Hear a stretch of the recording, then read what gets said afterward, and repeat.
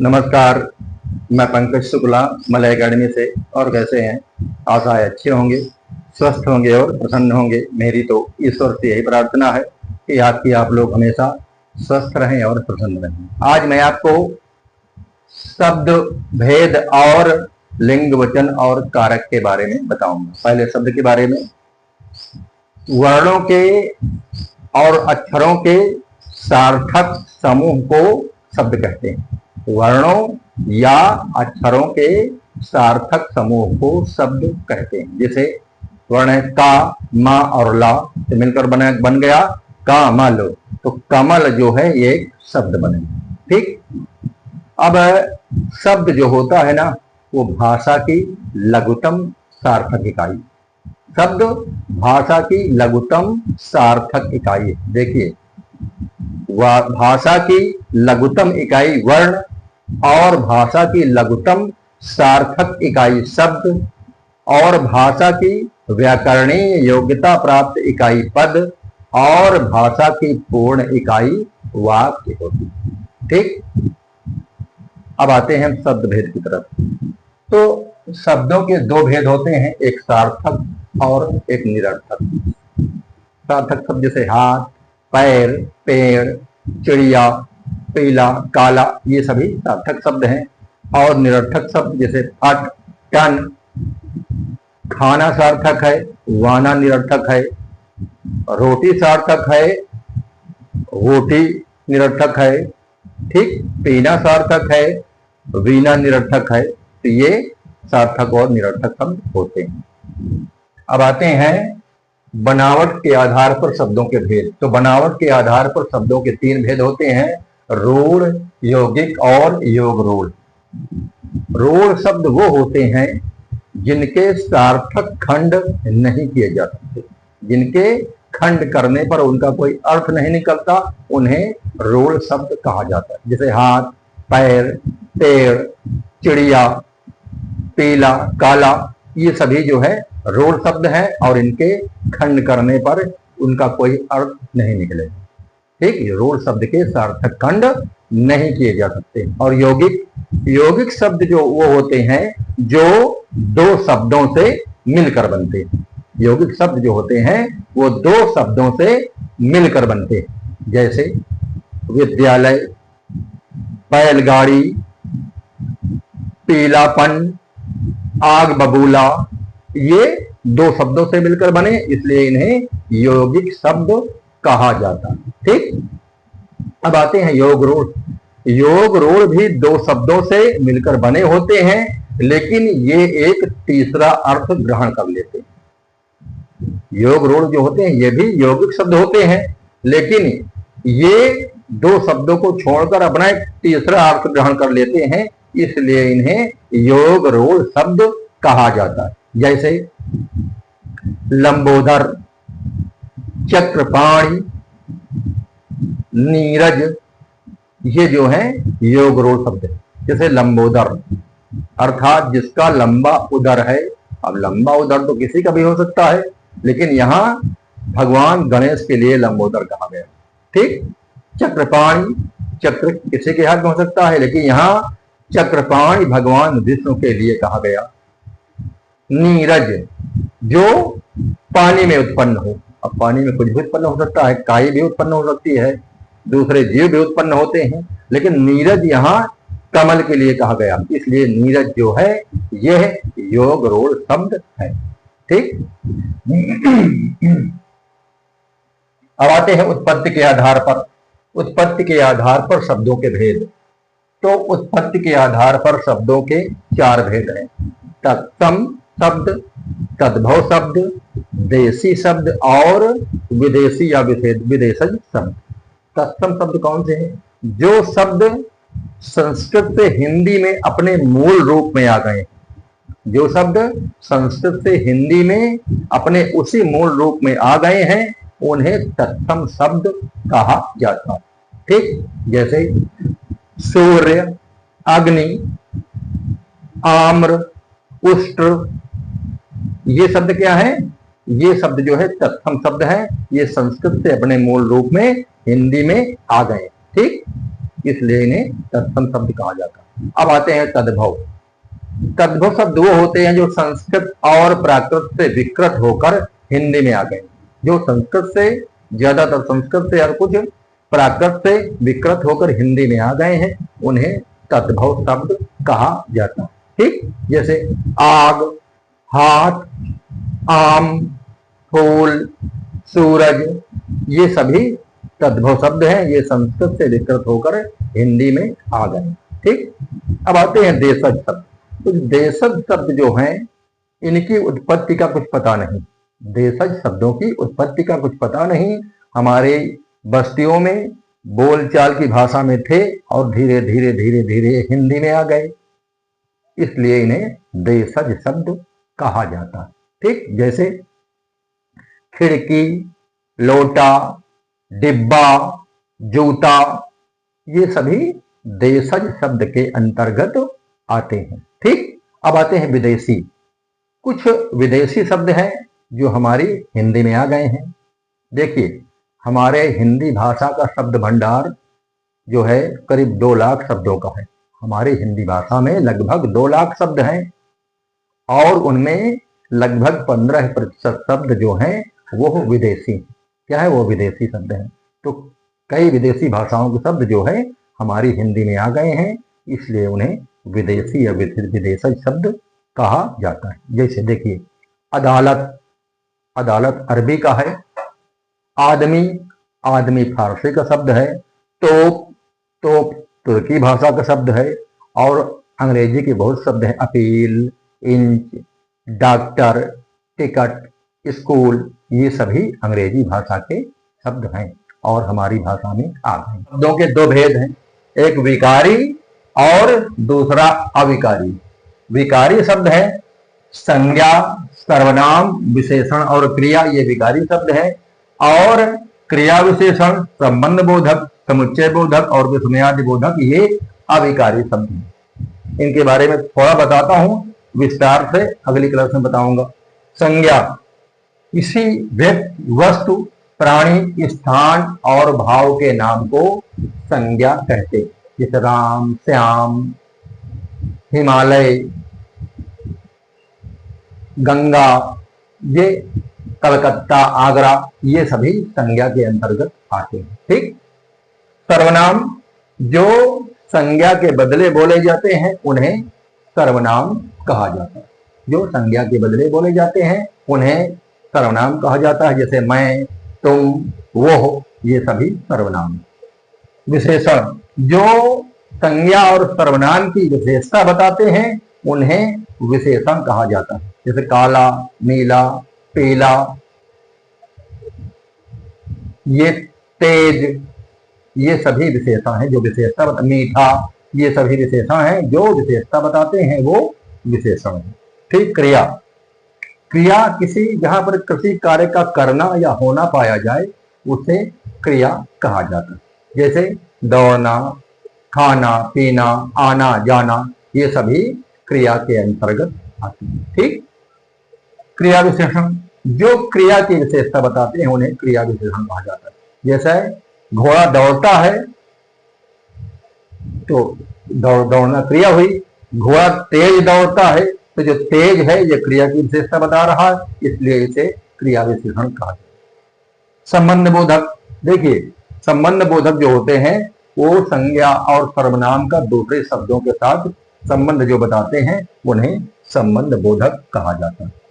समुच्चय बोधक, समुच्चय बोधक वो होते हैं जो 2 वाक्यों अथवा शब्दों को जोड़ते हैं, उन्हें समुच्चय बोधक कहा जाता है। 2 शब्दों या वाक्यों को जो जोड़ने वाले शब्द होते हैं उन्हें समुच्चय बोधक कहा जाता है। ठीक, विस्मयादि बोधक, जिसमें हर्ष, शोक, विस्मय आदि जो है भाव उत्पन्न हो उन्हें विस्मयादि बोधक कहा जाता है। हाँ, अरे, ये जो होते हैं ये विस्मयादि बोधक होते हैं। ठीक, अब आते हैं हम लिंग। देखिए, लिंग का अर्थ होता है चिन्ह, इसका अर्थ होता है चिन्ह। तो जिन शब्दों के द्वारा किसी वस्तु की जाति, स्त्री या पुरुष का बोध होता है, स्त्री या पुरुष जाति का बोध होता है, उन्हें लिंग कहा जाता है। ठीक, लिंग जो होते हैं हिंदी में दो लिंग होते हैं, पुल्लिंग और स्त्रीलिंग। पुल्लिंग जैसे राम, श्याम, घोड़ा, लड़का, ये सब पुल्लिंग के अंतर्गत आएंगे। ठीक, अब आते हैं स्त्रीलिंग। स्त्रीलिंग में राधा, रंजना, घोड़ी, सीता, लड़की, ये जो है स्त्रीलिंग के अंतर्गत आते हैं। ये पुल्लिंग पुरुष जाति का बोध कराते हैं और स्त्रीलिंग स्त्री जाति का बोध कराते हैं। अब आते हैं वचन में।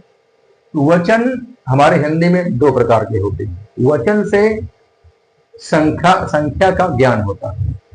तो हमारे हिंदी में दो वचन है, एक वचन और बहुवचन। एक वचन से एक की संख्या का ज्ञान होता है और बहुवचन से एक से अधिक की संख्या का ज्ञान होता है। जैसे एक वचन में लड़का खेल रहा है, एक वचन। लड़के खेल रहे हैं, बहुवचन। घोड़ा दौड़ रहा है, एक वचन। घोड़े दौड़ रहे हैं, ये बहुवचन होंगे। ठीक, अब आते हैं हम कारक। तो कारक जो है हमारी हिंदी में 1, 2, 3, 4, 5, 6, 7 और 8 कारक होते हैं। 8 कारक होते हैं और इनकी ये विभक्तियां। देखिए, पहले बताता हूं मैं आपसे कर्ता के बारे में। जो क्रिया करते हैं या जिन शब्दों के द्वारा क्रिया होती है उन्हें कर्ता कहा जाता है। ठीक, जो शब्द क्रिया करने के अर्थ में प्रयोग होते हैं उन्हें कर्ता कहा जाता है। जैसे राम ने रावण को मारा, रमेश ने आम खाया। तो राम क्या हुए? कर्ता हुए। रमेश क्या हुए? कर्ता हुए। अगर देखिए कर्ता की पहचान क्या है, किसने लगा दीजिए या कौन लगा दीजिए तो कर्ता आ जाएगा। किसने मारा? राम ने मारा। किसने मिठाई खाई? रमेश ने खाई। तो एक कर्ता की पहचान है। किसने लगा दीजिए तो कर्ता की पहचान हो जाएगी। कर्ता जो है इसकी विभक्ति होती है ने। राम ने रावण को मारा तो कर्ता ने, कर्ता हुआ राम और उसकी विभक्ति हुई ने। ठीक, अब आते हैं कर्म। तो कर्म वो होता है जिस पर क्रिया का फल पड़ता है, जिस पर क्रिया का फल गिरता है उसे कर्म कहते हैं। जैसे राम ने रावण को मारा। किसको मारा? रावण को मारा। रमेश ने मिठाई खाई। क्या खाई? मिठाई खाई। देखिए, अगर वाक्य में आप किसको और क्या लगाएंगे तो कर्म का उत्तर मिल जाएगा। राम ने रावण को मारा, राम कर्ता है और रावण क्या हुआ? कर्म। रमेश ने मिठाई खाई, कर्ता रमेश और मिठाई हुई कर्म। ठीक, जिस पर जो है क्रिया का फल गिरता है उसे कर्म कहा जाता है। ठीक, किसको और क्या वाक्य में लगाओगे तो आपको जो है कर्म का अर्थ मिल जाएगा। अगर किसने लगाओगे तो कर्ता मिल जाएगा वाक्य में। किसने मारा? राम ने मारा। और किसको या किसे लगाओगे तो कर्म आपका मिल जाएगा। ठीक, कर्ता की विभक्ति ने, कर्म की विभक्ति को। करण, करण जो होता है ना, जिसके द्वारा क्रिया पूरी की जाती है, जिसके द्वारा क्रिया की जाती है उसे करण कहते हैं। और करण की विभक्ति होती है से या के द्वारा। ठीक, जैसे पिताजी कानपुर से आए। कानपुर से बस द्वारा आए। पिताजी बस द्वारा आए। राम बस से स्कूल गया। उसने बच्चे को डंडे से मारा। ठीक, इसमें जब किसी के द्वारा कोई काम हो रहा है तब जो है वहां पर करण कारक होता है। उसने बच्चे को डंडे से मारा अर्थात डंडे के द्वारा मारा। बच्चा स्कूल बस से गया अर्थात बस के द्वारा स्कूल गया। तो जहां पर किसकी पहचान है? से और के द्वारा, यहां पर करण कारक होगा। ठीक, अब आते हैं संप्रदान। तो संप्रदान जो होता है इसकी विभक्ति होती है के लिए। इसकी विभक्ति क्या होती है? के लिए। जिसके लिए क्रिया की जाती है, जिसके लिए क्रिया की जाती है उसे संप्रदान कहते हैं। ठीक, जैसे रसोई घर, तो रसोई के लिए घर, रसोई का घर नहीं होता। राजमहल है तो उसमें हुआ राजा का महल, लेकिन रसोई घर तो रसोई के लिए घर नहीं। जैसे घुड़साल, घोड़े के रहने का घर है, तो घोड़े का घर नहीं है, घर तो उसके मालिक का है, लेकिन घोड़े के रहने के लिए घर। रसोई घर तो रसोई के लिए घर। ठीक, जैसे राम महेश के लिए मिठाई लाया, तो जब यहां पर के लिए लगाया लग जाता है वहां पर संप्रदान कारक होता है। ठीक, अब आते हैं अपादान। अपादान का मतलब होता है अलग होना, किसी चीज से अलग होना। जैसे पत्ता पेड़ से गिरता है, पिताजी कानपुर से आए। देखिए, इसके अपादान के से और करण के से इसमें से अंतर है। इसका से का मतलब है कि उसके द्वारा काम किया गया, उसने बच्चे को डंडे से मारा, अर्थात डंडे के द्वारा मारा। ठीक, और यहां से उससे अलग होने की, पत्ता पेड़ से गिरा उससे अलग हुआ, पिताजी कानपुर से आए, कानपुर से अलग हुए। तो अपादान का अर्थ होता है अलग होना, और उसकी जो है विभक्ति भी होती है से। इसकी विभक्ति भी क्या होती है? से होती है। अब आते हैं संबंध।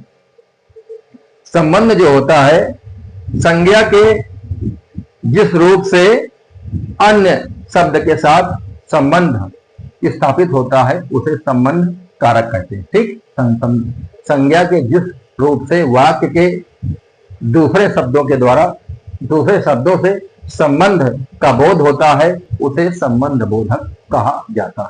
ठीक, जैसे का, की, के, ना, नी, ने। यह झोला राम का है,